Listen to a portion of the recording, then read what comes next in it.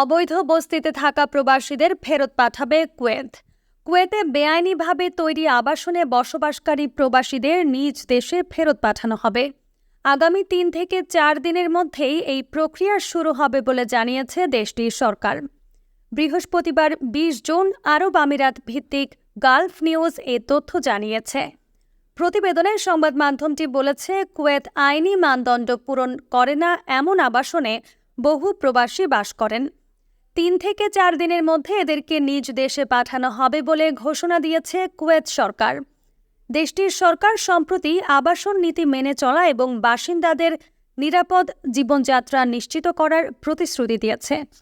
কুয়েতের একটি সরকারি সূত্রের বরাতে প্রতিবেদনে বলা হয়েছে, অবৈধ বসবাসকারী শ্রমিকদের জন্য দেশটিতে নতুন কোনো আশ্রয় কেন্দ্র স্থাপন করা হবে না, কারণ বর্তমান আবাসন অবকাঠামোগুলোই যথেষ্ট বলে মনে করছে সরকার। উল্লেখ্য, গত ১২ জুন কুয়েতের দক্ষিণাঞ্চলের মানগাফ এলাকায় ৭তলা ভবনে বৈদ্যুতিক শর্ট সার্কিট থেকে ভয়াবহ অগ্নিকাণ্ডের ঘটনা ঘটে। এতে ৫০ জন প্রবাসী মারা যান, আহত হন প্রায় অর্ধশত। মৃতদের মধ্যে ৪৬ জন ভারতের নাগরিক এবং ৩ জন ফিলিপাইনের। জানা গেছে, ওই আবাসিক ভবন আইন লঙ্ঘন করে অত্যন্ত অনিরাপদভাবে নির্মাণ করা হয়েছিল। ভবনটি শ্রমিকদের থাকার জন্য ব্যবহৃত হতো। সেখানে কম খরচে ১৯৬ প্রবাসী শ্রমিক থাকতেন।